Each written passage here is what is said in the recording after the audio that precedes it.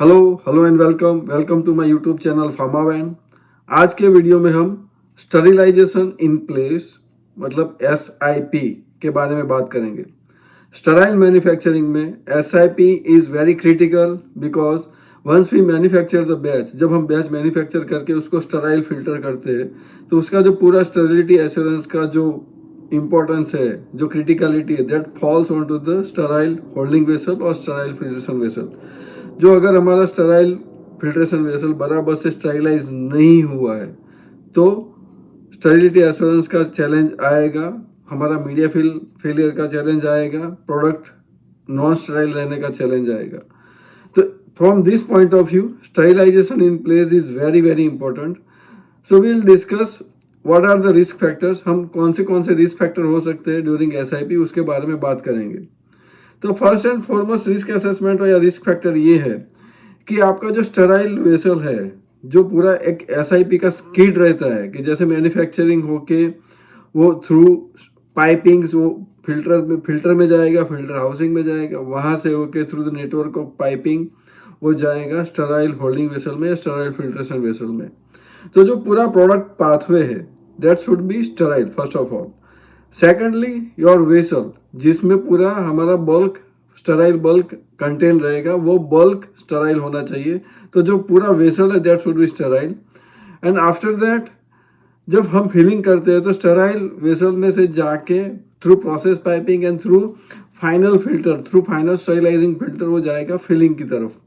तो ये जो पूरा प्रोसेस है from manufacturing to through filter to filtration vessel and through filter to the filling line, जो ये पूरा असेंबली है, पूरा सेटअप है, पूरा जो स्किड है मैन्युफैक्चरिंग फिल्ट्रेशन स्किड, उसका SIP बराबर से होना चाहिए। उसका each and every corner, each and every part should be sterilised during SIP। अगर वो बराबर से SIP नहीं हुआ है तो प्रोडक्ट आपका स्टेराइल नहीं रहेगा। तो उसके रिलेटेड क्या क्या हमको कंसिडर करना है while doing the SIP validation और क्या रिस्क फैक्टर है वो हम बात करेंगे। तो फर्स्ट एंड फॉरमोस्ट जो आपका पूरा सिस्टम है मैन्युफैक्चरिंग टू फिलिंग, उसमें कौन से पाइप्स है, कौन से डायमीटर के पाइप्स है, कौन से नंबर ऑफ वाल्स है, कहाँ पे क्रिटिकल लोकेशन है, वो सब आइडेंटिफाई करने पड़ेंगे। फॉर एग्जांपल अब आपका प्रोडक्ट पाथवे है, उसमें पाइप डायमीटर बहुत ही छोटा है, तो हो सकता है कि वहाँ पे कंडेंसेट बहुत ज़्यादा एकोमोडेट होगा, बहुत ज़्यादा कंडेंसेट वहाँ पे इकट्ठा होगा। कंडेंसेट अगर इकट्ठा होगा तो वहाँ पे स्टेरिलाइजेशन टेम्परेचर अचीव नहीं होगा। तो जो आपके पूरे प्रोसेस पाइपिंग है, जो प्रोडक्ट ट्रांसफर लाइन है, उसमें आप ऐसे लोकेशंस आइडेंटिफाई करिए कि जहाँ पे आपका पाइप डायमीटर बहुत ही छोटा है और वहाँ पे स्टीम पहुँचने के चांसेस आपको बहुत ही कम लग रहे हैं। तो ऐसे लोकेशंस पे आपको थर्मोकपल रखना है। और ऐसे लोकेशन पे थर्मोकपल रखने के लिए हम फैसिलिटेट कर सकते हैं एक डेडिकेटेड आप ट्राइक्लोर कनेक्शन उसमें बिठा सकते हैं कि जहाँ से आप उसमें थर्मोकपल डाल सकोगे, जिससे वो आपका स्टीम पाथवे में वो थर्मोकपल इंटरप्ट नहीं करेगा। तो आप डेडिकेटेड एक ओपनिंग रख सकते हो विद ट्राइक्लोर के, जिससे आप वहाँ पे वो लोकेशन पे आप थर्मोकपल वहाँ पे डाल सकते हो और वहाँ पे आप टेम्परेचर मेजरमेंट कर सकते हो। तो दिस इज वन पार्ट के जो आपके difficult to reach small diameter piping से पूरी स्किड में वहाँ पे आपको थर्मोकपल रख के टेम्परेचर मैपिंग करना है, दैट इज वन। सेकेंडली अगर आपका वेसल बहुत बड़ा है, इस वेसल में जो हम जब बात करते हैं कि होल्डिंग वेसल की, फिल्ट्रेशन वेसल की, तो उसके सारे कॉर्नर्स के, उसके सारे सरफेस में स्टेरिलाइजेशन होना चाहिए। अगर वो पूरा वेसल स्टेरिलाइज नहीं हो रहा है तो स्टेरिलिटी एश्योरेंस आप अचीव नहीं कर पाओगे। तो उसके लिए क्या कर सकते हैं कि जो आपका वेसल का जो इनर लोकेशन है उसमें आपका टॉप डिश आएगा, उसमें आपका बॉटम आएगा और इनर सरफेस आएगा। तो आप टॉप डिश के अंदर लोकेशंस आइडेंटिफाई करिए कि जो डिफिकल्ट टू रीच है। फॉर एग्जांपल जहाँ पे व्यू ग्लास है, जहाँ पे आपने डीप ट्यूब है, जहाँ से आपका प्रोडक्ट सॉल्यूशन अंदर इंसर्ट होने वाले है, जो डीप ट्यूब है, आपने नाइट्रोजन स्पार्जर का लोकेशन है, तो जहाँ पे वो एक कॉर्नर सा बनता है, जहाँ पे ग्रूव सा बनता है, तो वैसे लोकेशंस पे आपको थर्मोकपल रखना है। दूसरा आपको सरफेस कवर करना है, मतलब upper part of surface, middle part of surface और बॉटम पार्ट ऑफ सरफेस। तो इनर सरफेस इस पे आपको थर्मोकपल से रख के मैप करना है। और आपका जो बॉटम वाल है, जहाँ से प्रोडक्ट आउट होगा, वहाँ पे आपको टेम्परेचर मैप करना है। क्योंकि that part has the most condensate, जो आपका बॉटम रहेगा वहां पे सबसे ज्यादा कंडेंसेट होगा। तो वहां पे टेम्परेचर अचीव हो रहा है कि नहीं हो रहा है वो चेक करने के लिए आपको बॉटम वाल में या प्रोडक्ट आउटलेट वाल में आपको थर्मोकपल रख के वहां पे टेम्परेचर मैपिंग करना है। तो ये हम कैसे कर सकते हैं कि कैसे, और वन मोर पॉइंट कि डेड लेग्स, तो आपके पूरी पूरी लाइन में कहीं पे भी डेड लेग नहीं होना चाहिए। डेड लेग होगा तो क्या होगा कि वहां पे कंडेंसेट एक्यूमुलेट होगा और वहां पे हो सकता है कि because of condensate sterilization temperature achieve नहीं होगा। तो जहां पे भी डेड लेग है वो आपको आइडेंटिफाई करना है कि वहां पे डेड लेग्स ना हो, और अगर है तो आप थ्रू प्रॉपर कनेक्शन या थ्रू प्रॉपर पाइप मॉडिफिकेशन आप वो डेड लेग रिमूव करें। इसके अलावा एक फैक्टर आता है कि आपका जो पूरा प्रोसेस पाइपिंग है वहां पे अगर बहुत बड़ा स्कीड है, बहुत लार्ज वेसल साइज है, तो हो सकता है कि एक ही स्टीम इनलेट से आपको पूरी की पूरी सिस्टम में स्टरीलाइजेशन टेम्परेचर अचीव नहीं होगा। तो ये केस में कैसा है कि आपको मल्टीपल स्टीम इनलेट चाहिए। फॉर एग्जांपल एक स्टीम इनलेट है कि जो डेडिकेटेड फॉर वेसल है, फिर आपका जो प्रोसेस पाइप जा रहा है कि जो इसका लेंथ अगर बहुत बड़ा है तो उसमें एक अलग से डेडिकेटेड स्टीम इनलेट चाहिए कि जिसकी वजह से आपको पूरे सिस्टम में throughout proper steam distribution मिले।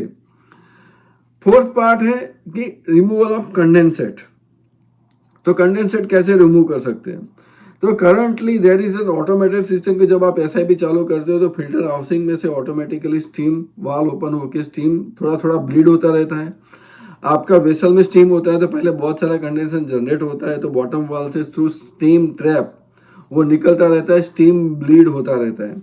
तो इससे क्या होता है कि फिल्टर हाउसिंग में से वेसल्स में से स्टीम ब्लीड होता रहता है, तो आपका कंडेंसेट जनरेट ज़्यादा नहीं होता है, कंडेंसेट रिमूव होता रहता है कि जिसकी वजह से आपको वेसल के अंदर और पूरे प्रोसेस पाइपिंग के अंदर ड्राई सेचुरेटेड स्टीम मिलती है और आपका प्रॉपर एसआईपी होता है।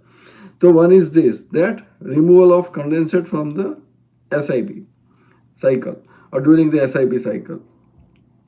Now what's the next risk factor? Next risk factor is to understand the proper steam distribution with the in your entire SIP skid. तो वो कैसे कर सकते हैं?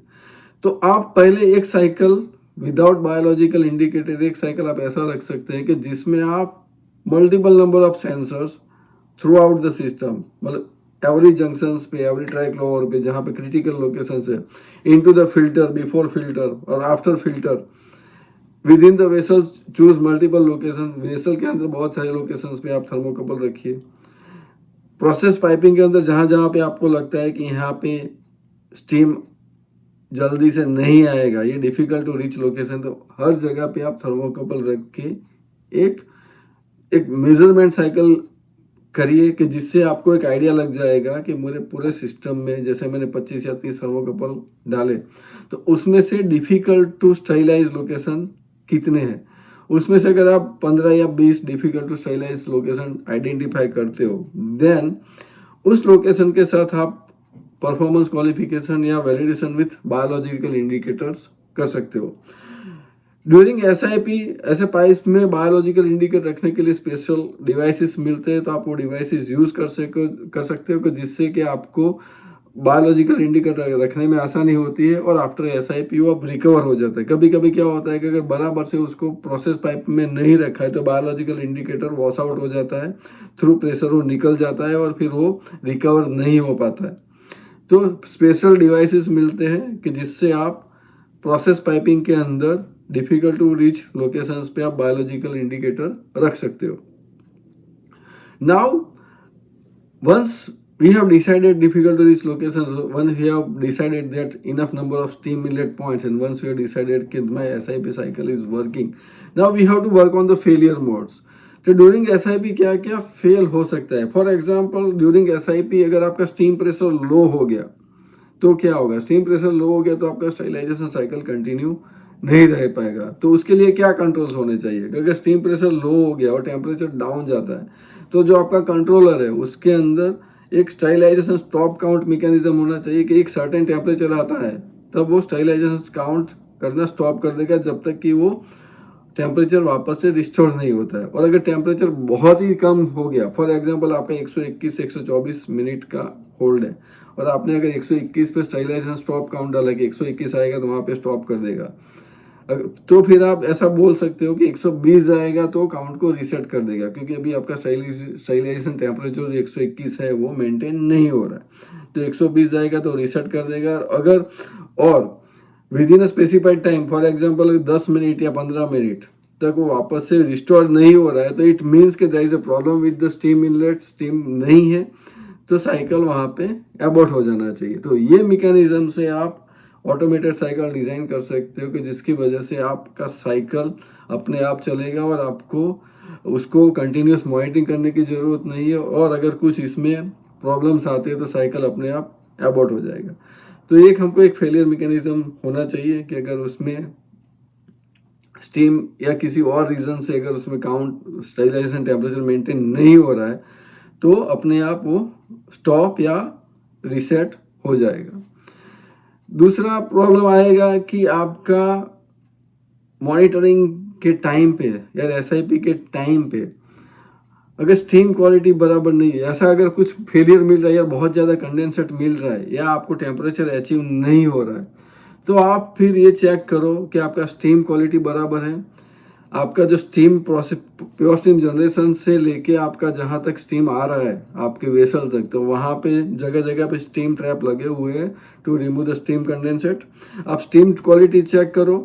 आप वहाँ पे आपकी प्रोसेस पाइपिंग है, आपका जो स्टीम सप्लाई लाइन है वहाँ पे स्टीम ट्रैप्स है कि नहीं कि टू रिमूव द कंडेंसेट, वो आप इंश्योर करिए, सो दैट आपका SIP cycle in a one go successful complete होगा। कई बार ऐसा होता है कि आपका स्टीम कैपेसिटी और प्योर स्टीम जनरेशन कैपेसिटी एक लिमिटेड कैपेसिटी होता है और आपके पास अगर मल्टीपल ऐसे वेसल्स हैं कि जिसमें एसआईपी की ज़रूरत पड़ती है और अगर आपने एक साथ सभी वेसल में एसआईपी चालू किया तो हो सकता है कि स्टीम कैपेसिटी कम होने की वजह से आपका स्टीम प्रेशर लो हो जाएगा और हर वेसल में आपको स्टरलाइजेशन टेम्परेचर मेंटेन नहीं होगा। अगर ऐसा है तो आपको एक स्टडी करके इवेल्यूएट करना चाहिए कि आपका जितने भी इक्विपमेंट है कि जिसमें स्टीम लगता है, फॉर एग्जांपल आपके पास लायोफिलाइजर है, ऑटोक्लेव है और स्टराइल फिल्ट्रेशन वेसल है, और तीन में बाय चांस अगर एक साथ स्टरलाइजेशन साइकिल चालू हो जाता है तो आपका steam capacity, steam generation capacity enough है कि नहीं, वो एक आप इवेल्यूएट करो तीन को साथ में चला के। अगर वो सफिशिएंट नहीं है then you should have check points कि अगर आप एक वेसल का या ऑटोक्लेव चला रहे हो या लायो का एसआईपी साइकिल चला रहे हो तो वो टाइम पे दूसरा जो इक्विपमेंट है वो स्टरलाइजेशन फेज में नहीं होना चाहिए। मतलब तीनों को एक साथ बहुत ज़्यादा स्टीम की ज़रूरत पड़े वो स्टेटस में वो तीन वेसल नहीं होना चाहिए। एक ये ऑल्सो एक रिस्क फैक्टर आता है कि जिसकी वजह से आपका एसआईपी में प्रॉब्लम आ सकता है। तो आशा रखता हूँ कि मेरा ये छोटा सा video for SIP risk assessment आपको हेल्प करेगा कि आप कैसे एक प्रॉपर एसआईपी साइकिल डिज़ाइन कर सकते हो और उसको वैलिडेट कर सकते हो। अगर आपको मेरा वीडियो अच्छा लगता है तो आप मेरा चैनल फार्मावेन सब्सक्राइब कर सकते हो और अपने फ्रेंड्स को भी सजेस्ट कर सकते हो। Thank you very much for watching my full video. Thank you.